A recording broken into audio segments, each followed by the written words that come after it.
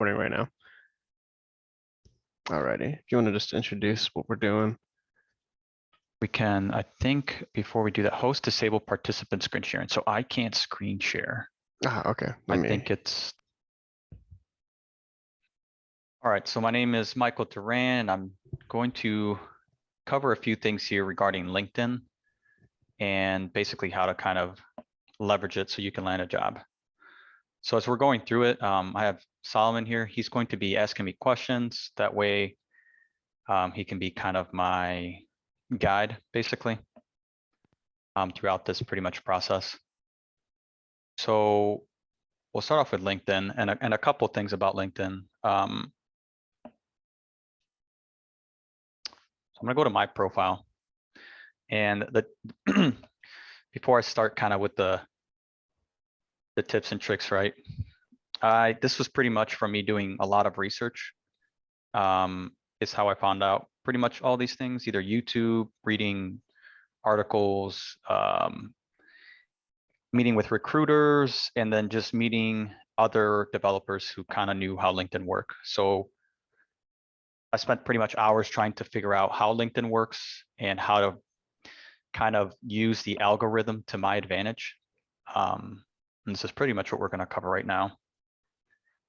All right, so the first thing is your name. Obviously use your first and last name. And then an emoji. So you don't have to do an emoji. That's kind of optional. The reason I did the emoji is someone reached out to me and said that if I put an emoji, I think someone made a post actually. If you put an emoji, somehow like the bots that mass message people can't add the emoji. So then you'll know the difference between someone who like if someone's real or not, basically. And there's an article online, and that'll kind of weed out anyone who might just be a bot, basically, sending you a message, So it's spammers. kind of like a secondary filter. Basically, I don't know if that still stands true, but you can kind of look that up and you can find out. The other thing is it makes you stand out. Not a lot of people put emojis. So a computer, pretty much anything tech related, anything that'll kind of make you stand out from the herd, definitely do it. It'll kind of help out. Job title. So one thing I learned from a few recruiters is never put aspiring whatever you're trying to be, right? Like aspiring front-end developer, aspiring software engineer, aspiring back-end developer. Never put aspiring in front of it. Always just put the title of the job you want. In my case, I put my company's name here, but you don't have to do that obviously till you get a job. But just go ahead and put in, back-end developer. Okay. Sorry about that. So in my case, I put remote student studying at Promenade Tech back into programming. Should I switch that just to back-end engineer, or I mean back-end developer? Sorry about that. So you want to do back-end developer or software engineer. And one thing, and I'll try my best to kind of not give too much info because I know sometimes that can be overwhelming. Yeah. So I did what they call a market analysis. So after the recruiters told me never to put that, right, aspiring in front of the title, I then decided, okay, I'm going to do front-end developer, but how do I write front-end developer? Like, do I write front space end or front end, just one word, right? Mm-hmm. So I read an article and talked to someone who works like on LinkedIn and gets jobs for people. Mm-hmm. And they said that you could do what they call a market analysis. So what you do is you go to jobs and you type in, let's type in backend developer, right? Back developer. Okay. So I got 46,000 hits with that. So Okay. let's try back end with the space, right? Okay, pretty much the same. Let's try software engineer. 321,000 hits. So basically, that's all I did. I just looked up the names and tried to figure out which one would get the most hits. For me, it's front. So one thing about front end developers, I noticed that front end developers are just front end developers. But I Mhm. noticed that back end developers, for some odd reason, they get called software engineers more often than front end developers. So anytime you see a software engineer or back end developer role, if you just go into it, you can see what kind of tech stack they want. Mm. More than like 9 out of 10 times, any title that says software developer or software engineer, they're going to want back end languages like Java or Python or pretty much any back end language. Mm. So I would advise you in this case, I would put my name as a software engineer. Don't put junior, don't put anything else, just software engineer.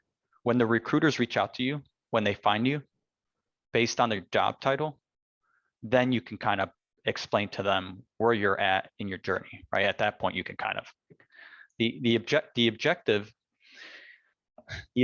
is to get as many recruiters in your DMs.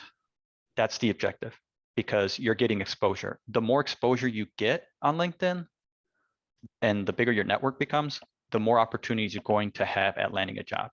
It's a numbers game. So you're never going to lie about your experience because it's all going to be on your LinkedIn profile, right? So if Mhm. they really want to know your experience, it's going to be there. You're not falsifying anything. But my understanding from recruiters and other software engineers who've been doing this for a long time, if the moment you start coding, you're a software engineer.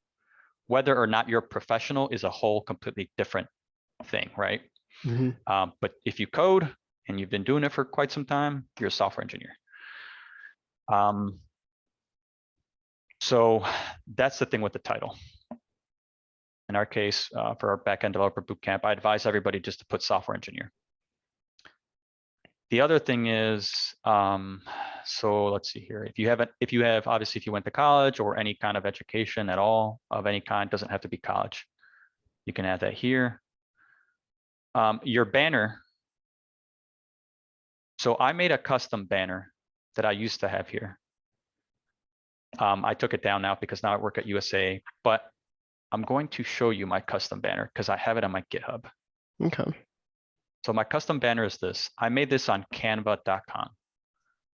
So you can go on there and there's a bunch of free cover things you can make. I Mhm. would advise you to make one because you want to stand out from the herd. Just another thing to stand out. And you can just slap it on here with like your name, the role, and then your email. Something very simple. You could even use the same one that I have if you want. You'll find it on Canva. Picture. These are pretty easy. Just find a wall in your house. Make sure that you light up the room as bright as you can, and then take a professional picture with a polo or a suit or whatever, just something casual, right? And then put it on here. That helps. It makes you look the part. Glasses. I don't wear glasses. These glasses are actually just blue lens glasses. So they're glasses so that when I'm looking at the screen, my eyes don't hurt or I don't get migraines. So I put the glasses on for the picture because there's an article that I read about just how, for some odd reason, if you wear glasses, people think you're smarter. It's Mhm. just a psychological thing. Just get a pair of glasses and take a picture with it. I do advise you that you get, obviously, if you're going to buy glasses, buy some that are blue lens glasses, because if you're going to be staring at a screen all day, it's going to help and prevent your eyes from getting dry, especially after 8 hours of coding or anything in front of the screen. Your eyes kind of get dry. You can find them pretty cheap online. But yeah, a picture with glasses definitely helps. But that's as much, I think, as we need to know as far as like this top portion. Then we kind of scroll down to the about section. So you can keep it pretty much short and sweet here. You can write software engineer or backend developer and your technical skills, email, and your GitHub, something very clean. Some people will write like a little sentence or two here. Keep it short and sweet. Recruiters so one thing I learned about recruiters, they, they look at hundreds of profiles, especially after COVID. That's how they get their talent. They just look at tons of LinkedIn profiles. So making it short and sweet and to the point and providing links and providing everything that they need to know who you are is very important. So just keep it very clean, add any links that you need to here, like GitHub, email. I don't know if you may have something else. Just add it on there. Keep it short and sweet. Let's see here. Experience. So I don't have it here anymore, but what I did is I didn't have any experience in coding at any at any company professionally. I had coded before, but not professionally, right? Mhm. So prior to me like when I was looking for a job, if I go back to my GitHub here, I have 31 repositories. So I've created about 30 projects. Now, I think 8 or 10 of those are from my previous bootcamp from front-end development. So I built 20 after that. Backend is a little different than front end. So you may not have as many projects on the back end. You may just have projects that are bigger. Front end's a little different. So what I did is, for my experience, I just would put the name of my project and then write down the tech stack that I used. So if I built a calculator, I would put, like calculator and like how it works, just a little summary and the tech stack. I would say do that for as many projects as you can. That is experience. I mean, you're going out there and building something, so that's legitimate experience. The other reason you want to do that is because of the LinkedIn algorithm. So the more times that you have a particular like word in your profile, the more likely a recruiter can find you based on what they're looking for. So if they type in, I don't know, Java, right? They're looking for that talent. So they type in Java and they get all these profiles. So the more times, from my understanding, that Java shows up on your profile, the more likely a recruiter is going to see you. So with that being said, would it be a good idea to put for experience that you are a student currently, and then Mhm. put your skills of all the languages that we will be learning and everything we'll be going through in the program? Yes, so you can do that in experience, or what I did is I did this from Menu Tech. Mm, So I got this from their actual site. That way there's no issue with legitimacy of what I'm learning, because the employer can always reference the mhm, website itself. That's the source of truth, right? And then the boot camp can't say like they didn't teach you that thing because it's on their website, right? mhm. Like, so you can come into my profile if you want and just copy and paste. I literally just copied and pasted. Yeah, I had to add the bullet points myself. So yeah, you could just steal it from me. It's the exact same thing for all of us. And then this is just my front end boot camp and just some other courses I took for front end. And again, if you have any other type of degree or education, just add that on there. Okay.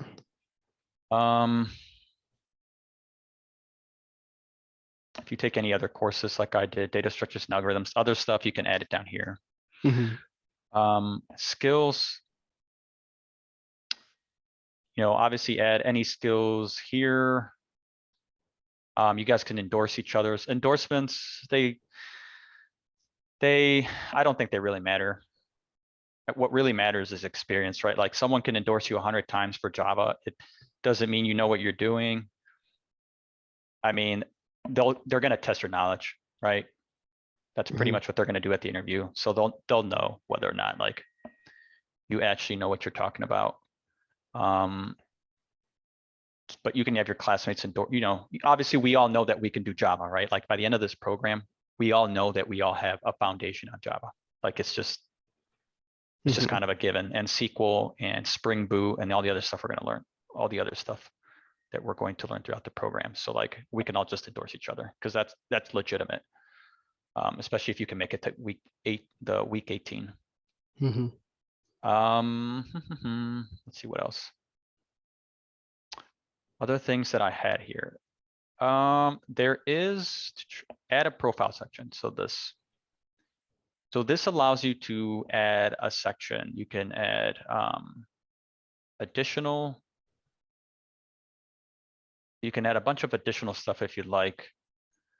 One thing I did, and I don't have it here anymore, I had a link to my resume on here, but it's not here anymore just because at the time I needed it, but now I don't need it, and I'm gonna show you my resume in a second to kind of explain that and kind of explain, it going back to LinkedIn.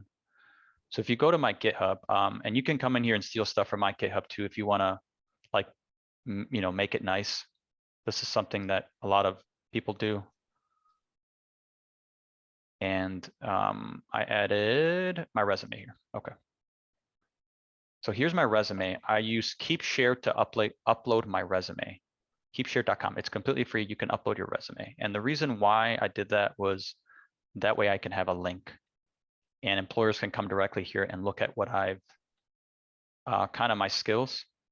Mhm. Now, this isn't up to date. And I haven't updated it here just because I'm not looking for a job anymore. But basically I had this link on my LinkedIn. That way the employer or the recruiter can just come here and download download it if they wanted it. Makes it really easy. You can add it here. You can actually add it here. You can add a section under GitHub and do like resume and add the link. They can download it. And all I have on here for experience, these are all projects I built. And I added like what they do and links to each project.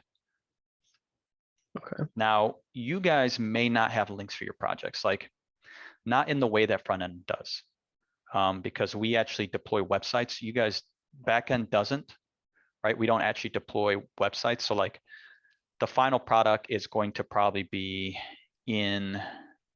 it's just going to be in GitHub. So if the employer wants to look at the code, they can. What you can add here is just a GitHub link to the repository. You can break down your resume this way if you want. As well, you can pretty much take anything from this resume that you see fit, and I can, if you guys want the link to this, just let me know and I can provide the link. But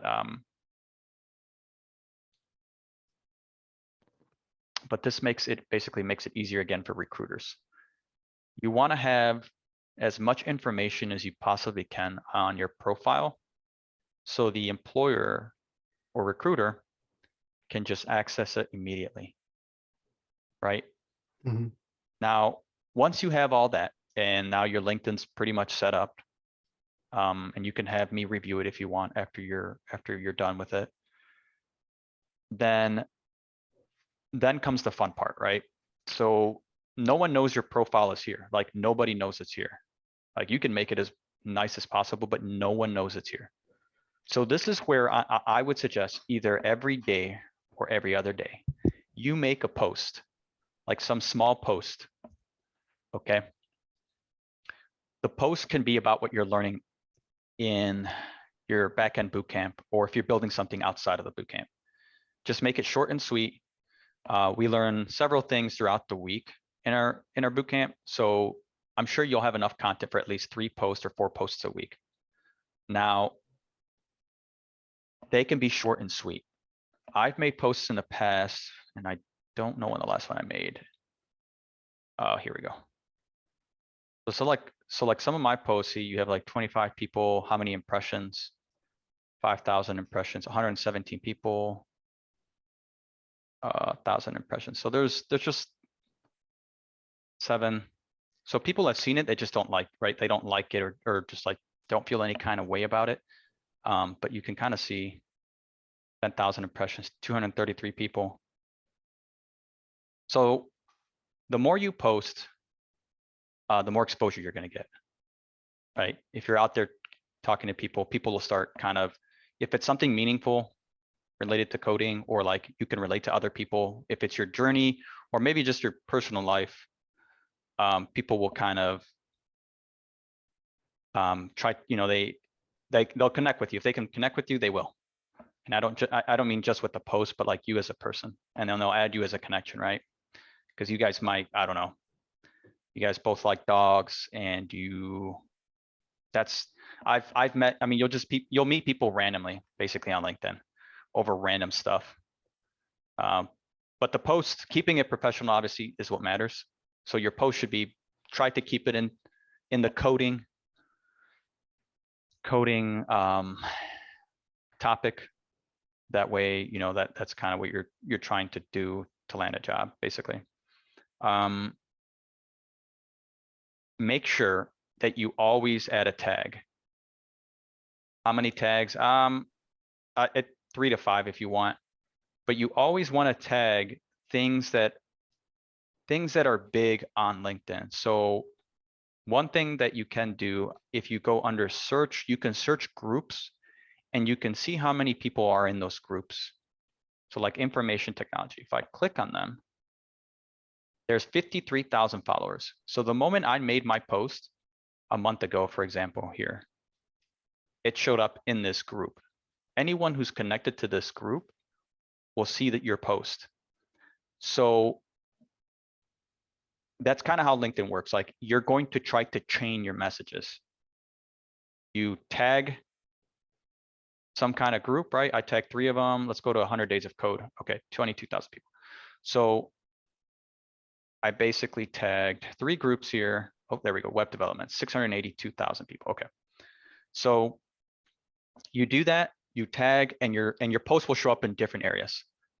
Now, if someone likes your post, what'll happen is anyone, so for instance, if I like your post, if I have a friend on my roster of friends or connections who isn't a friend with you, but I liked your post, they'll be able to see your post now because I liked it and they're my friend. So what you're wanting to do is get as many likes as possible on your posts, because that way there's people who aren't friends with you can see you, right? Like you're getting exposure from the connections you have. So it's a chaining. It's just like it chains itself. It just keeps growing and growing and growing. And that's how you amass a huge network. Now, it sounds like a lot of work, right? I know I could do this for about a year now, but this is how you kind of land a job. Now, you're obviously still having to study and knowing what you're talking about, but like this is how you get exposure to getting a job, because people will see like what you're building or what you're learning, or that you're really nice and they want to hire you because you're really nice or you're always helping people. Recruiters may not reach out to you right away, but over time they will. Or you can even tag recruiters. You could do like hashtag recruiter, hashtag hiring manager. You could go on Google and look up tech recruiting agencies. And then what you do is you come onto LinkedIn and you find that company, right? Like, for instance, the company that I work for right now, or that I'm contracted under, is Kforce. Their company's on here. I can go on here, Kforce, and look for people. Here we go, people. And when you click on people, all these people work there. So you can just send a connection to them, like just randomly, be like, hey, I'm, a backend developer. I'm like looking for work. I just want to add you as a connection. I'm new to LinkedIn. Just something very short and sweet and to the point. A lot of recruiters will just connect with you. Very unlikely that they don't. They make money from you. So the moment that they pitch you to a company and you land that job, they get a cut from it. Now they don't, not the recruiter itself, but like the company does. So like if you're making, I don't know, your first job's 100,000, for instance, and they're going to get like a 10% cut. Now, obviously they're not going to tell you that. That's just kind of a given. So you'll be taking home like 90, but they'll pocket 10 grand. So recruiters definitely want a talent pool because that's how they make their money. And I think recruiters make bonuses as well. So there's tons of companies out there. I don't have them all, but if you just do a Google search, here's another one, Tech Systems, Robert Half. You can find these companies and just go there, go under people, connect with them, send them a nice, just short message. Don't don't be afraid to add people randomly. If they're like a developer or someone that you can get along with because I don't know, you like their post or whatever, connect with them. The worst that they could say is like no or not, connect with you. But don't hesitate to send out connections to any developers or recruiters or even hiring managers. One other thing, if you apply to a job, I suggest you apply to jobs on LinkedIn. Just because sometimes you can reach out to the hiring manager or like look up their company. But if you don't, if you use like Indeed.com, you can apply on Indeed.com, and your chances of getting a job on Indeed are very slim just because you don't have exposure there, right? Like it's just pretty much like go in there, apply, and that's it. You're just kind of a resume. Now, what I used to do is I would apply on Indeed, and then I would come over to LinkedIn and look up the company and try to connect with somebody there. So if I applied to like, I don't know, Danny's barbershop, right? Because they need a developer and they've got like 100, I don't know, 100 barbershops throughout the country, and they need a developer for their websites, right? Because they're so big. I would apply on Indeed and I'd just run over here and be like, okay, where's Danny's barbershop? Let me look that up. Okay, is there any people on LinkedIn? There is. Okay, I'm going to connect with them. And then I'm going to send a short message like, hey, I just applied to your job on Indeed. I'm a developer. I just kind of wanted to connect with you just in case you guys have further questions regarding my experience or knowledge. Always do that for every application you put in. You never know if down the road, 10 years from now, they're looking for a developer and you just happen to have 10 years of experience at that time. So this is kind of building your network for now and building your network for later. So I want to kind of jump in a little bit. We have about Sure. 9 minutes left until the meeting has to finish. Okay. I have just a few questions I've been writing down. So for post specifically, I talked to Miss Back about this, my mentor, time, and I wanted to relay this to you and see what you thought about it too. Um, so obviously people aren't going to react if you're just making filler posts. Nobody wants to just see like a few random words. They want to kind of see Correct. something that's going to bring them in, or what's going to be actually intriguing, or what people are going to want to see. And so for me personally, I plan to make my LinkedIn into sort of like a blog. And I was wondering what you would think about like every other day I have a post. So like 4 of the days I'm planning on doing a different part about the 4 pillars of object-oriented programming. And then on the other days, I'm planning on talking about a book I'm reading called Designing Data Intensive Applications. Do you think that bringing in like a blog about facts and fun facts and stuff that people don't normally see when it comes to Java or programming in itself, do you think that would be a good idea for other people to fall into? So yes and no. And this is just from my experience. Now I've been Hmm. on LinkedIn every day the last year, right? Like I go on, I just look at posts, or I just like talking to people on LinkedIn, random Hmm. people, or just anyone I've met throughout my journey. I've seen a lot of posts, and a lot of posts are, just kind of, like you said, just kind of filler posts just for the sake of like doing it. Hmm. And there's no meat, and there's like there's no real intent other than like, hey, just look at my post and like it and connect with me. That it's kind of obvious. So I've seen blogs, I've seen a lot of things on LinkedIn. I think this is just me. There's a guy Hmm. named Danny Thompson. Here we go. This guy. He has a YouTube. Hmm. This guy, he likes to make videos. And this guy was a fry cook before he became a software engineer. He has a really interesting story. He worked at Google for a little bit. There we go. So okay. I think, and not everyone wants to do this, but I think if you could do like a YouTube short or a TikTok, something short, I think he Hmm. does TikTok, that will help people.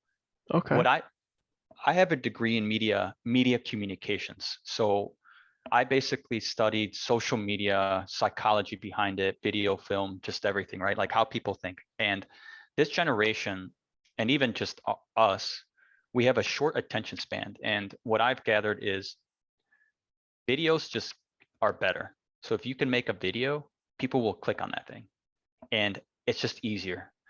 Um, Now, if you don't want to make a video because you're shy, right? And you don't even need to show your face, Hmm. but if you're just not that kind of person, then a post is fine and a blog. Keeping it short and sweet is important, Hmm. just because social media is just kind of the way it works is people get on here and they just want to see something quickly, right? Like some people, I've seen really long posts.